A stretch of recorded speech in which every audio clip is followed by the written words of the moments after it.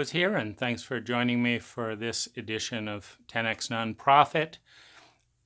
I want to begin by reminding or referencing the paradigm, which is that intelligence is using and choosing and designing and developing protocols that, as efficiently as possible, turn time, money, and natural resources into sustainable human well-being.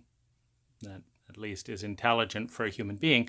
And that of course, includes the planet and other people.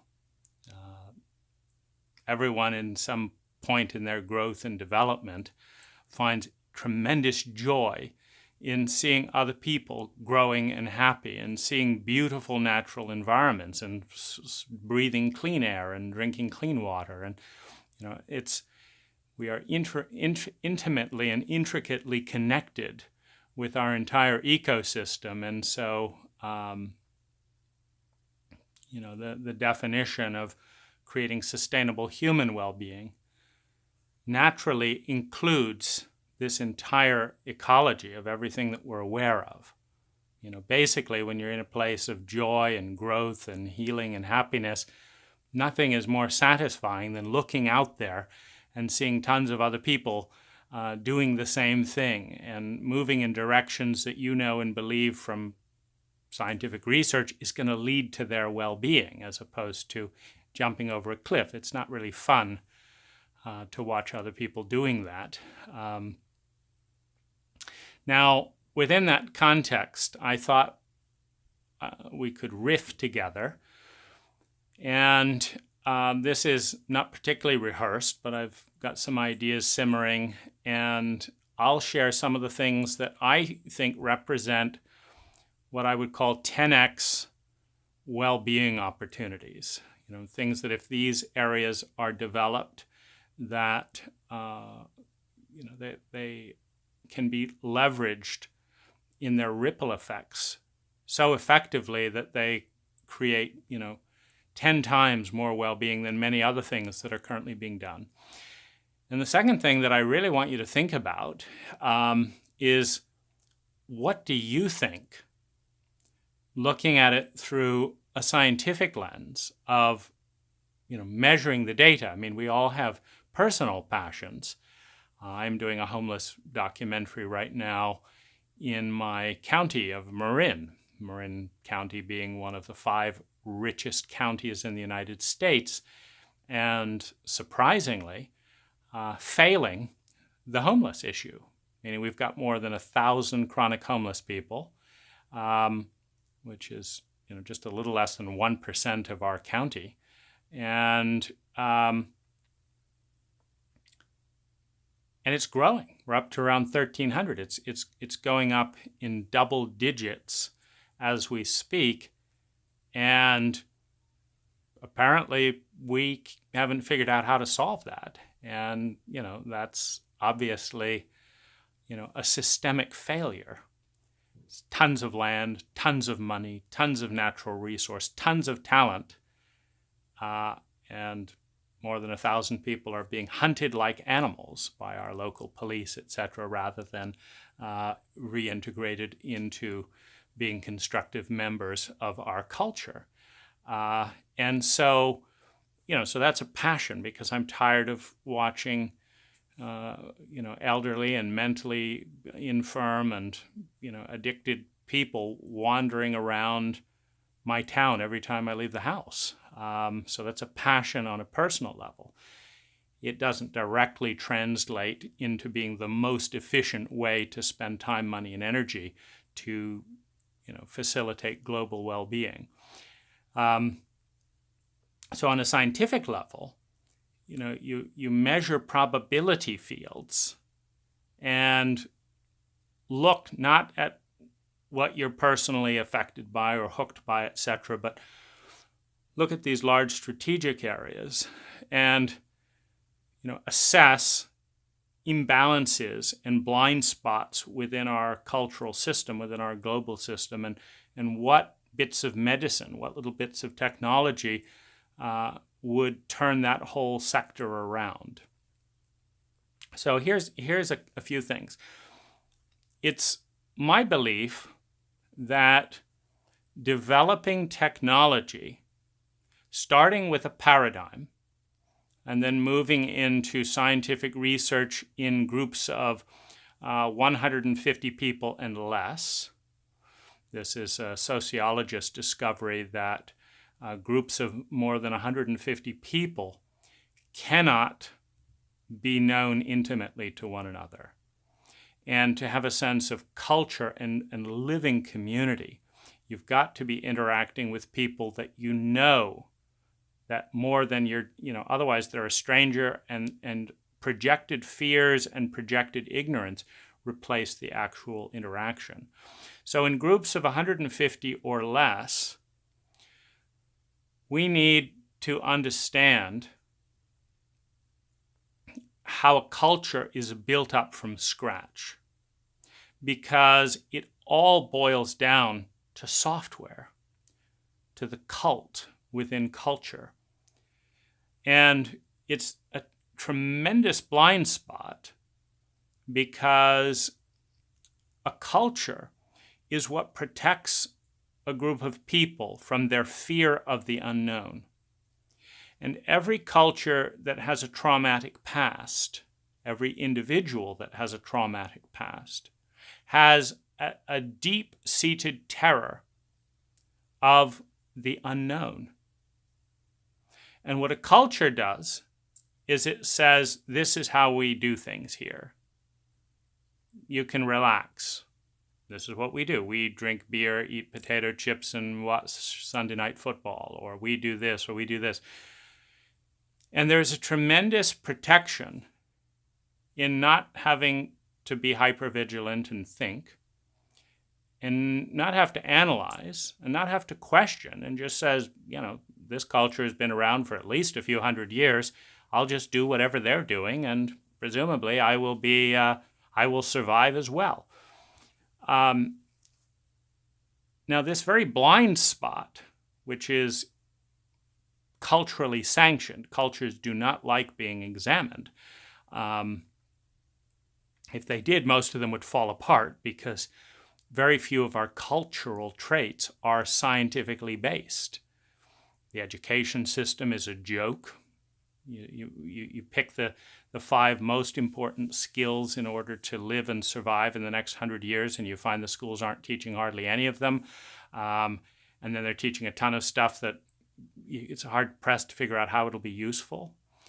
You look at the religious system, and how many people is it helping significantly in what way or others, and you find all kinds of statistical corruption, whether it's the 5% of Catholic priests who molest their children, or anything else. You look at government, and you say, is this really the policies, laws, and monies being spent in government, are they statistically correlated to what will maximize the well-being of its people, or is it simply pandering to the fear and resentment and uncertainty of an uninformed public to get elected, knowing full well that the techniques don't work? Again, a very much of an insult to the idea of healthy government, and yet it's familiar. That's what politicians do.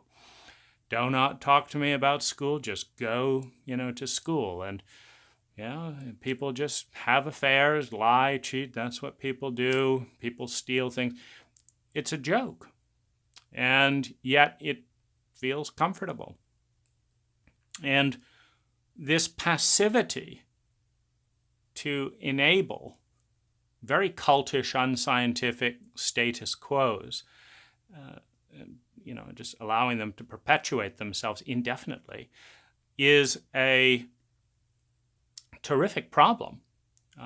And I would say that we're spending 80% of our resources to either tread water or go backwards, to actually hurt human well-being, in order to satisfy this deep unconscious need for an unexamined status quo that we feel safe if we fit in with, but which is not doing any of what we as individuals, our families, or our species needs to do over the next 100 years to experience 10x growth and well-being. Now, if we understand that, which means, unfortunately, dealing with a certain level of unease, trauma, and uncertainty in a trauma-illiterate culture, I mean, this is not okay to talk about at this level because it brings up uncertainty, the unknown. But if we understand that what we need to do and respond to that uncertainty is becoming trauma literate, reading books like Bessel van der Kolk's The Body Keeps the Score, that we need to become trauma literate, emotionally literate, and relationally literate. These three skills, which have a fair amount of overlap, are huge blind spots within our culture. And that as soon as we do, the glaring inefficiencies within our cultural status quos, shine up when we're no longer invested with the feeling that it feels safe to do what everyone's done before and to fit in, as opposed to, oh my God, this is running us off a cliff. This isn't safe. It's comfortable, and it's killing us.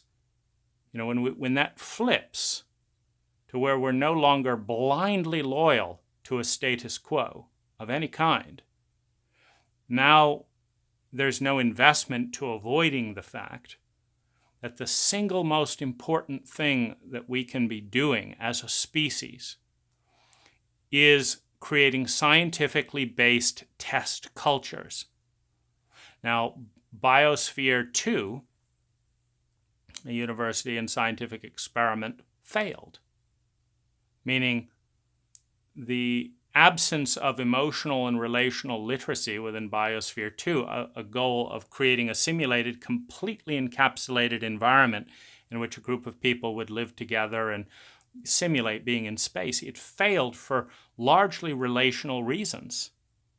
Sabotage, leaks to the press, resentments, jealousies, etc. Of course, you put 20 human beings who are trauma illiterate, emotionally illiterate, relationally illiterate. It doesn't matter their scientific degrees. They're not scientific about their emotions, and all action is stimulated biologically and emotionally. It's very hard to distinguish. Every feeling has a biological set of triggers, but whether you say that it's every action is emotionally based or every action is biologically based, and we feel our biology, it doesn't matter how you frame it. There has never been an action in human history that is not emotionally correlated, which means to be emotionally illiterate is to be flying blind. So that failed. Now we're moving towards Mars, etc. So it takes very little money. This is the beautiful thing about sustainability. If you aim for a culture that is zero waste, and that's a very reasonable goal, zero waste, totally sustainable, mentally, emotionally, physically, economically, etc., needs a little bit more skill. We're not used to that. We live in an unsustainable culture. Many of our relationships fail with ourselves, with each other, with our bank accounts, with our businesses, with our communities. So this is nothing on us, the people. It's just if you don't learn relationship skills in emotional literacy in school, you don't have the tools to repetitively and scientifically create sustainable culture. If we can get even 100 microcultures around the planet, groups of 150 people or less, that are exempt from all the political and cultural pressures of the people around them, so that they can simulate and create a true microculture from scratch, number one. Number two, where it's measured on all key metrics every step of the way, where every day the decisions and all that are tracked multidimensionally, so that we come out of a 5-year experiment of 100 microcultures with systematic data of what worked and what didn't, relative to any of the existing cultures on the planet and relative to the other microcultures, so that we can then say, okay, this culture went about developing like this and is 10 to 100 times more effective at generating human well-being per unit of energy invested than any other culture on the planet. So this deserves what? How about a secondary study with 10 groups of 150 or less? So now you're building it in scale, and you're now seeing it, was it just the uniqueness of those personalities, or can it be replicated? Will it work if it's done in Asia? Will it work if it's done in in Philippines, in Thailand, in Denmark? Will it work here? Will it work in this state or that state? Or is it site specific or personality specific? And again, you take another 10 experiments, deepening the knowledge. Again, data every single day from every single person, heart, mind, body, money, resources, time, design. And we emerge out of this complete free publicity. Anything you do that in any way threatens the culture creates a lot of hate and hostility, leading to that kind of publicity. Everyone who's afraid of the unknown attacks it, leading to a lot of attention. But they're going to throw everything they possibly can at it, all the sabotage, all the hate, etc. And if it endures that, then they switch over to it. That's always the challenge. Someone who's terrified of the unknown attacks anything new with everything they can possibly throw at it. If they lose that attack, then they feel safe to join it. If they don't, if the phenomena cripples under the weight of their fear and hostility, then they don't feel safe to move from their known position of their current status quo towards that. We look at what's happening with Elon Musk. It's a joke how much money, time, effort, love, and care he's putting into pioneering new technology for our planet. And the disproportionate amount of fear, hate, misunderstanding from the media, etc., it's bizarre. He loses his temper because people are criticizing him when he's, burnt out trying to do good work, and that's headline news. He launches a rocket into space and barely gets a mention. I mean, it's not scientific. It's absurd. If we understand that this is the fear of the status quo and what this means, and that Elon is actually scientifically changing things more than almost any other individual on the planet in the technological field and in the sustainability field, the fear is understandable. And, thank heavens he hasn't buckled so far under all that, hostility and hate, and his creativity is still growing. And so this is another good reason to keep it at 150 people or less. But the more likely it is to succeed, the more free publicity it'll get, and the more attack will come towards it. Because everyone's going to say, well, I like my potato chips and beers, and who's going to tell me I can't have 3 cars and a TV and all that, and fuck these people, and I'm comfortable in my status quo, however dysfunctional and painful it is. I'm comfortable, and so that is to be expected.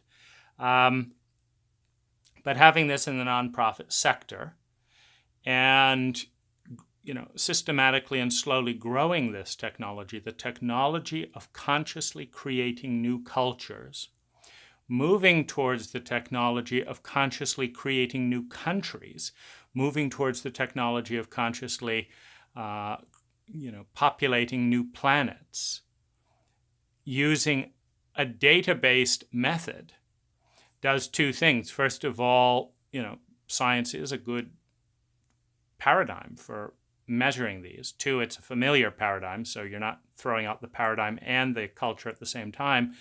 Makes people feel a little safer. Three, the more data you pump in and make available as public source, when you can watch cameras, in public spaces of these, little microcultures, when you can watch web blogs of all the different people, when you flood the culture with more information from these 150 people or less than the entire culture has about itself. For example, nobody in America knows how many people are depressed on a given day. Nobody knows how many suicides on a given day or why. We are ignorant in many of our cultures about core metrics of well-being. I've never once been asked by my country what's going on in my world. So my country doesn't know what's going on in my world. It doesn't ask, and there's no place to tell it. But when you do the contrary, the opposite of that, and actually transparently share the evolutionary process of each individual on a daily basis and put that all up in the cloud, then anyone who's fed up with, corrupt status quos can migrate towards that as a public resource. And anyone who's afraid can go in and see if they're still afraid after watching 12 hours of video, or maybe they're at least staying their mind enough to maybe pay one of these places a visit, or watch a documentary with an open mind. This is truly a 10x field, because there is no other technology that I'm aware of that can ultimately affect endless amounts of people, the entire species, as consciously creating a 10x culture from scratch and open sourcing it to where anyone who wants to, they can see how the bread is made there, how the solar panels are hooked up there, what happens in a hurricane there, what happens here, their emergency protocol here, how they handle a rape here if it happens, can they eliminate rape within these microcultures because they're so intimate. We know how we deal with stuff in our current cultures. Often we deal with it by not dealing with it. We don't even ask our children who was raped in a census or anything like that.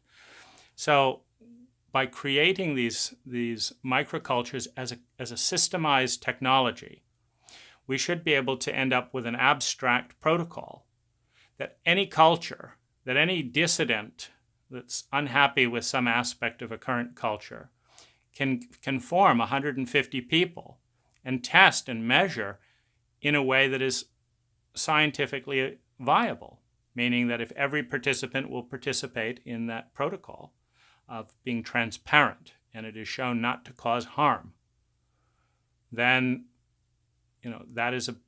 we have a national protocol of allowing X number of acres or meters, square feet of land, etc., for these people to start contributing valuable technology in thought, in art, in literature, in environment, and in skills that can become part of our species field of more and more probability, more and more possibility, as media will continue to develop such that with virtual reality, more and more people are going to be able to connect around the world in different ways, and this technology, which will be enhanced because we may be able to start creating virtual cultures in virtual reality, that when they're perfected, meaning when 150 people know each other, enjoy the architecture, understand the budget, understand the time frames, etc.,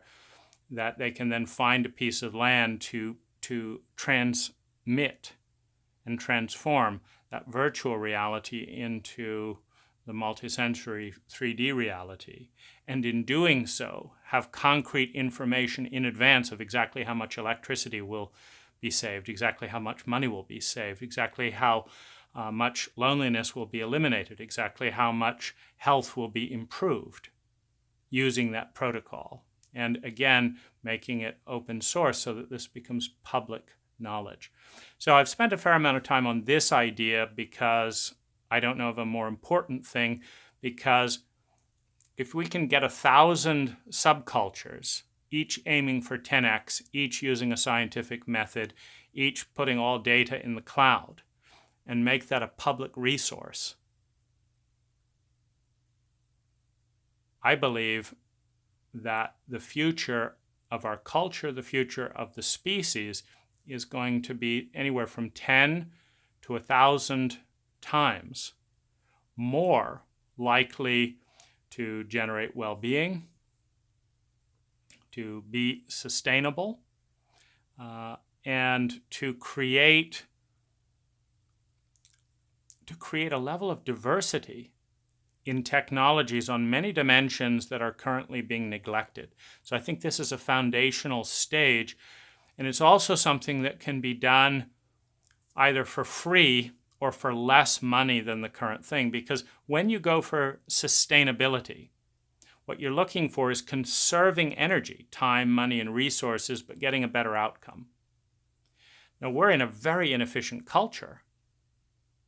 You know, I talked about the education system. We're still paying lots of money to train people ineffectively, to demoralize children, to lead them towards trauma and bullying and committing suicide. We're paying for that. We can pay less money for a significantly better protocol. But it's the ability to think. It's the ability to develop these models in any way imaginable. And 10xliving.org is one of my attempts to look at designing that, from scratch. Of course, it's available to be copied, edited. I've already taken bits and pieces, since I'm not in a community right now. I'm taking bits and pieces and transforming and creating little micro relationships and changing the way I interact with my wife and stuff to embody that. And my marriage is improving as a result. So blessings, and thank you for joining me here. What I'd love to hear from you is the area and the logic that you think would lead to the greatest level of human well-being. And spell it out in as much math as possible so that, that the whole equation is spelled out, because I think that's a lot more fun.